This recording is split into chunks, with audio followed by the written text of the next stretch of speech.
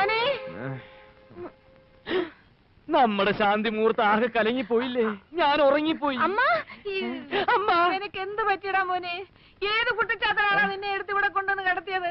എന്റെ ഭഗവാനെ, എന്റെ കുഞ്ഞിനെ ആരാണ്ട് കൈവശം കൊടുത്തേ. അയ്യോ എന്താ കാര്യം? എന്ത് പറ്റിയടാ? എന്താ അവനെ പശു തൊഴിച്ചോ? വീട്ടിനകത്ത് സുഖമായിട്ട് കിടന്നുറങ്ങി എന്റെ കുഞ്ഞ് നേരം വെളുത്തപ്പോ എങ്ങനെയാ ഈ തൊഴുത്തിനകത്ത് കിടന്നുറങ്ങുന്നത്? ഈ വീട്ടിലെ ആണുങ്ങൾക്ക് മുഴുവനും എന്തോ ദോഷകാലോ. നീ എവിടെയാടാ രാത്രി കിടന്നത്? മുറിയില്. ഉറങ്ങി എണ്ണീറ്റതോ? ദാ ഇവിടെ. അതെന്താ ഇവിടുത്തെ പശുക്കൾക്ക് കാന്തശക്തി ഉണ്ടോടാ? കഴിഞ്ഞ ജന്മം ഇന്നലെ പോത്തോ മറ്റോ ആയിരുന്നിരിക്കും. അതാ ഇപ്പൊ ഇവിടെ കിടന്നുറങ്ങുന്നത്. ഇനി ഞാനൊരു സത്യം തുറന്നു പറയാം. അമ്മേ ഇങ്ങൊന്നേ.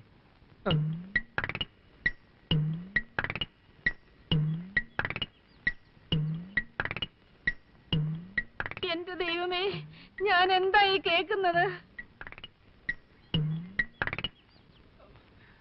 എങ്ങനെ ഇതിനുള്ളിൽ കയറുക? ഇതെന്താ ഇത്? ഓ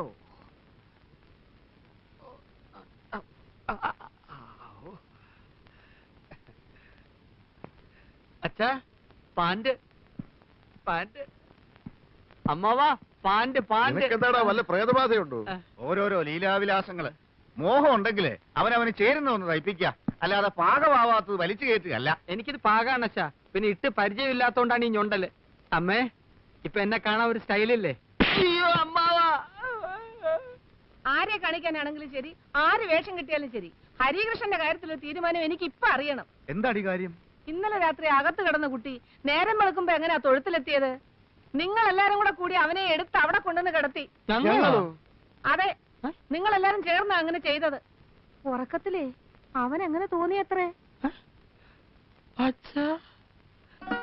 രക്ഷപ്പെടാൻ വേറെ വഴിയൊന്നുമില്ലായിരുന്നു. അതാ അമ്മയോട് ഞാൻ അങ്ങനെ പറഞ്ഞത്. അമ്മയെ പറ്റിക്കാൻ എളുപ്പ, ബാക്കിയുള്ളതെല്ലാം തനി രാക്ഷസന്മാരാ.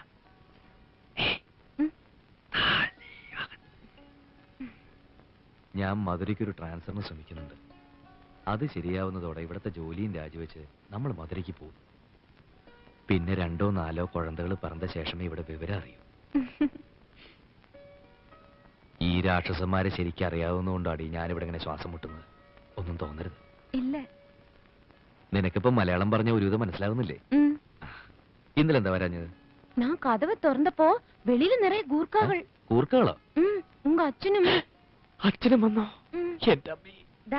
ഇതെന്താ വളയൽ? അച്ഛൻ തന്നാ? ഇല്ലല്ലേ, നേത്ത് രാത്രി ജയകൃഷ്ണൻ തന്നതാ.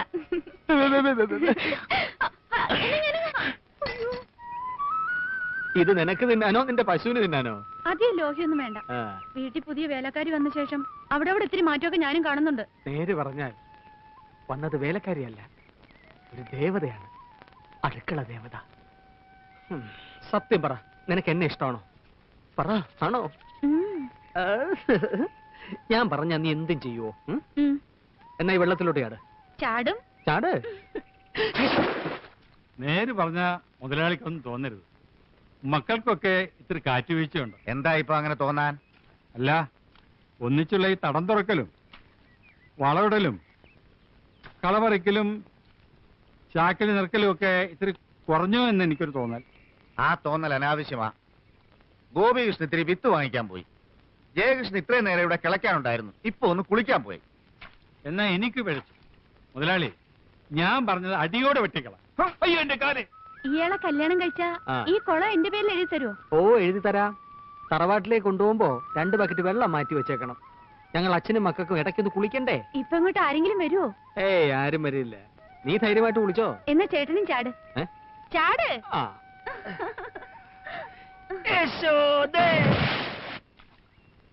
ഇനിയൊരു കുളിയാവാ. ഇന്നെന്താ ഇത്ര നേരത്തെ? വയ്യ, ഒരു ഉഷാറില്ല.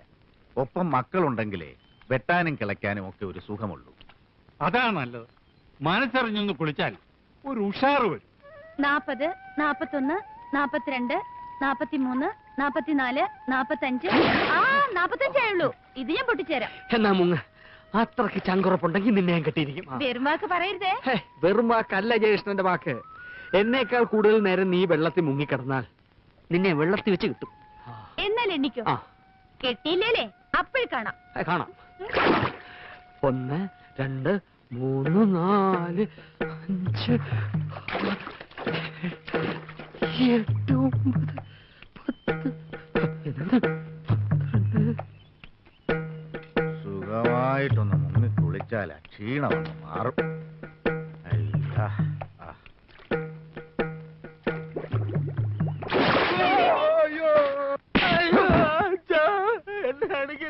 കഴിവറ പോലെ കണ്ട തേവിടിശികൾക്ക് കലക്കി കുളിക്കാനാണോടാ കാരണവന്മാർ നിനക്ക് കുളം കുഴിച്ചു തന്നിരിക്കുന്നത്? എന്നെ വിട് ഇവിടെ. ആ സർവനാശം വരുത്താൻ ഓരോരോ സന്തതികള്. എന്റെ കയ്യിലോട്ടാടി വെള്ളത്തിൽ നിന്ന് അവള് പൊന്തി വന്നത്. കുടുംബമാഹാത്മ്യം പറഞ്ഞ് കുട്ടികൾക്ക് പാളത്തൊപ്പിയും കൊടുത്ത് പറമ്പിൽ കുഴികുത്താൻ വിടുമ്പോ ആലോചിക്കണം. ഇങ്ങനെ കുളത്തിലും കിണറ്റിലും ഒക്കെ ഓരോന്നോരോന്ന് പൊന്തും. ആ യശോദ അല്ലെങ്കിൽ ഇത്തിരി അധിപ്രസംഗം അച്ചമ്പി. മുതലാളിയെ കണ്ടപ്പോ മുങ്ങിയതാ. ഇത്രയേരോടെ കഴിഞ്ഞെങ്കിൽ ചത്തേനെ. എന്നാ ഞാൻ ഒരു സത്യം തുറന്നു പറയാച്ച, അവര് തമ്മിൽ സ്നേഹത്തില. അറിഞ്ഞു കഴിഞ്ഞ സ്ഥിതിക്ക് ഇനി കല്യാണം കഴിപ്പിക്കുന്നതല്ല അന്തസ്. ആഹാ, അത് നിനക്ക് നേരത്തെ അറിയാമായിരുന്നു. ഏകദേശം അറിയായിരുന്നു.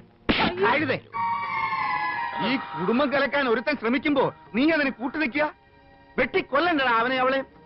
അല്ലെങ്കിൽ ഞാൻ കൊല്ലും. ജയിലെങ്കിൽ ജയില്. എന്നാലും മാനം വിറ്റൊരു ജീവിതത്തിന് ഞാൻ വഴങ്ങില്ല. ഇറങ്ങി വാടാ, ഇറങ്ങി വാ. നിനക്ക് പണ്ടാരത്തിനെ കെട്ടണോടാ. എനിക്ക് അവളെ വേണ്ട, അവളെ വേണ്ട. എന്താ പിന്നെ നാട്ടിക്കരുത്. 3 പേരോടും കൂടാ പറയുന്നത്, മനസ്സിലായോ?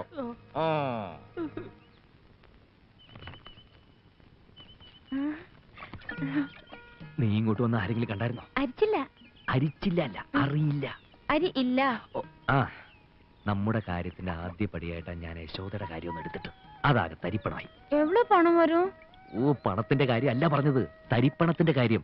തരിപ്പണം എന്ന് പറഞ്ഞാൽ പിന്നെ ആകെ നാശമാച്ച് അതാ. എന്നെ കൊണ്ടിടുവാങ്ങളാ? നിന്നെ കൊല്ലാനോ? നല്ല കാര്യായി. മன்னிச்சிடுங்க. മന്നിച്ച കാല് വരെ പോവോ? രാജാവിൻ പാർവൈ റാണിൻ പക്കം തേടുതി സ്വർഗം കൈ ഓടുതി വെക്കം പൊന്മാലൈ മയക്കം. പവിഴം ഇങ്ക വന്നതുക്കപ്പുറം ഊருக்கு പോകവേ ഇല്ലേ? പോകണമെന്ന് ആശയില്ലേ? പവിഴത്തിന് ഈ വീട് പിടിച്ചോ? ഈ ഞാനെപ്പിടി എന്നെ പിടിച്ചാച്ചോ? ചൊല്ല്. நீங்க ரொம்ப நல்லவரு. ஏன் இன்னும் கல்யாணம் കഴിക്കില്ലേ? എന്റെ ഹൃദയം കാണാനുള്ള ഭാഗ്യം ഒരു പെൺകുട്ടിക്ക് ഉണ്ടായാലല്ലേ എനിക്കൊരു കുടുംബം ഉണ്ടാവൂ. എടുത്ത് താലോലിക്കാൻ വിവരദോഷം പറയരുത്. ആണിന്റെ ഹൃദയത്തിലേക്ക് നോക്കിയാലൊന്നും പെണ്ണ് പ്രസവിക്കില്ല. അതിനിത്തിരി ചങ്കൂറ്റം വേണം. ആയ കാലത്ത് അത് കാണിക്കാതെ ഇപ്പൊ കിടന്ന് നിലവിളിച്ചിട്ട് കാര്യമൊന്നുമില്ല. നീ എവിടുന്നാ പൊട്ടി വീണത്? പൊട്ടി വീണൊന്നുമല്ല, മുളച്ചതാ. ചൂടാവാതറാ, അവളൊന്ന് പൊയ്ക്കോട്ടെ. അതെ, ഒരു കാര്യം തുറന്നു പറയുന്നതുകൊണ്ട് വിഷമം തോന്നരുത്. തെരഞ്ഞെടുപ്പ് കാലത്ത് രാഷ്ട്രീയക്കാര് ഈ ചുവരുകളൊക്കെ ബുക്ക് ചെയ്യാറില്ലേ? അതുപോലെ ഞാൻ ആ തമിഴ് പെൺകുട്ടിയുടെ മനസ്സിൽ ബുക്ക്ഡ് എന്നൊന്ന് എഴുതിയിട്ടുണ്ട്. ചങ്കുറ്റം കാണിച്ച് അത് മായച്ചേക്കരുത്. എനിക്ക് സഹിക്കില്ല. നീ ഒന്നും പറയണ്ട. അവള് നല്ലൊരു തമിഴ് കുട്ടിയാ. അവളൊന്നും വന്ന് ഈ മുറിക്കകത്തേക്ക് കയറേ വേണ്ടു. ആകെ ഒരു പ്രകാശ. കണ്ടില്ലേ എന്തൊരു പ്രകാശ. ഓടാ. നീ കുറച്ചു ദിവസം പൊള്ളാച്ചി പോയി നിൽക്ക്. ഒരു ടൂർ ഉണ്ടെന്നും പറഞ്ഞ് ഞാനും ഒപ്പം വരാം. നിന്റെ അണ്ണനാണെന്നും പറഞ്ഞ് നിന്നെ ഇവിടെ നിന്ന് പുറത്തിറക്കാൻ ഞാൻ ഒരാളെ ഏർപ്പാട് ചെയ്തിട്ടുണ്ട്. അവൻ വരും. നീ അവന്റെ ഒപ്പം ഇറങ്ങി തന്നാ മതി. പുറകിൽ ഞാനും ഉണ്ടാവും. ഭയപ്പെടാനൊന്നുമില്ല. അവനാള് കുഴപ്പക്കാരനല്ല. നിന്റെ അച്ഛനെങ്ങാനും നമ്മളെ തിരക്കി ഇവിടെ വരുന്നതിലും നല്ലത് ഒന്ന് അവിടം വരെ പോകുന്നതല്ലേ. കുട്ടന്നായർ എഴുതി വരുത്തിക്കാന്ന് വെച്ചാ ഇനി ഒന്നും പെട്ടെന്ന് നടക്കില്ല. ഒളിഞ്ഞിക്കോ. കുഞ്ഞകത്തു വല്ല പണിയെടുത്തോളൂ. ഇത് ഞാൻ തൊഴുത്തി കൊണ്ടുവന്നിടാം.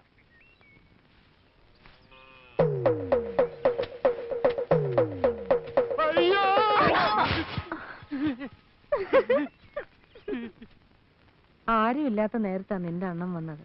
വിശേഷങ്ങൾ ചോദിക്കാൻ നിന്നപ്പോഴാ മിണ്ടാനും കേൾക്കാനും കഴിയാത്ത ആളാണെന്ന് അറിഞ്ഞത്. നീ ആണെങ്കിൽ അത് എന്നോടിട്ട് പറഞ്ഞതുമില്ല. പെട്ടെന്ന് പോണോന്ന് പറഞ്ഞു. ഇപ്പഴേതാ പൊള്ളാച്ചിക്ക് ബസ്? നീ എപ്പോഴാ വരിക? ഞാൻ പോനാ അമ്മാവക്ക് കഷ്ടമാ ഇരിക്കൂല്ലേ? അത് സാരമില്ല, നിനക്ക് പോണ്ടേ? പൊയ്ക്കോ. അണ്ണം വന്നതല്ലേ. നിന്റെ വീട്ടിൽ എന്തെങ്കിലും വിശേഷം കാണും.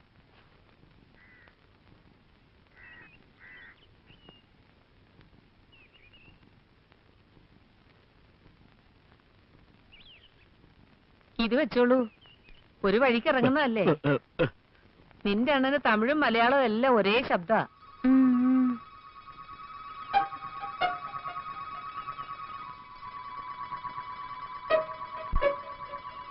നിന്റെ മുഖം കണ്ടിട്ട് നിനക്കവിടെ ഇഷ്ടമില്ലാത്ത കല്യാണം ആലോചിച്ച പോലെ ഉണ്ടല്ലോ പെണ്ണെ. ധൈര്യമായിട്ട് പോയിട്ട് വാ.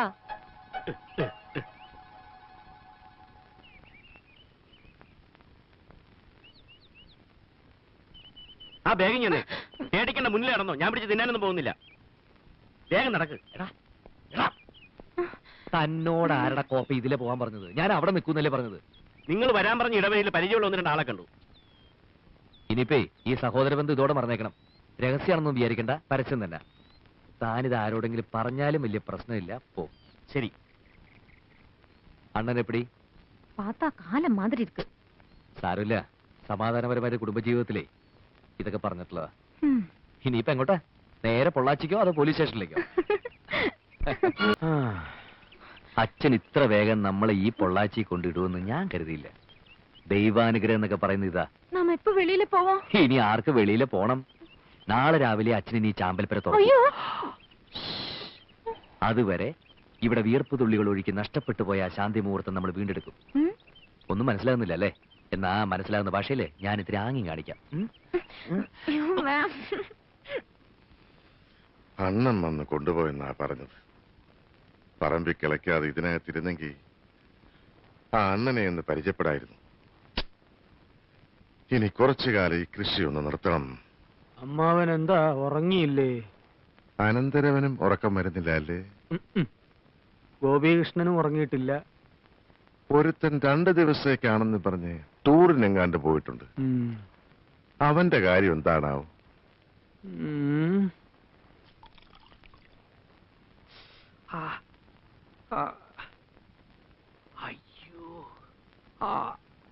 கவுண்டர் ஐயாவுக்கு இப்ப வலி எப்படி இருக்கீங்க?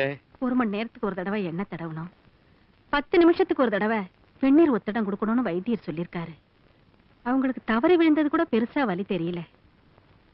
நம்ம பொண்ணு பவளத்தை பார்க்க முடியலையேங்கிற மனவலி தான் அதிகமா இருக்கு. അങ്ങനെ നോക്കുമ്പോ ഈ വീഴ്ച ഒരു അനുഗ്രഹമാണെന്ന് കരുതിയാ മതി. പോവാഞ്ഞ് നന്നായി. நாயரே, என்னையா சொல்ற? பொண்ணும் மாப்பிள்ளையும் எப்பவும் டூர்ல இருக்கிறதாக பவளம் லெட்டர் எழுதியிருக்கு. அவங்க ஊர்ல இல்லாத டைம்ல நீங்க அங்க போனா நல்லா இருக்கான்னு சொன்னேன். அதுவும் சரிதான் ஐயா. கருப்பையா, ஐயா, நீதான் அந்த ஊர் பக்கம்லாம் போறிய, அம்மா கிட்ட அட்ரஸ் வாங்கிட்டு போய் நம்ம பவளத்தையும் மாப்பிளையும் ஒரு பார்வை பார்த்துட்டு வா. சரிங்க. ஏங்க, நம்ம தோட்டத்து மாம்பழம்னா பவளத்துக்கு ரொம்ப பிடிக்கும். ஒரு கூட அனுப்பட்டுமா? ஒரு கூட என்னடி, 4 கூட கொடுத்து அனுப்பு. கருப்பையா, பாப்பா கிட்ட சொல்லு, அப்பாவும் அம்மாவும் கூடிய சீக்கிரம் வந்து பாக்குறோன்னு. என்ன? சரிங்க.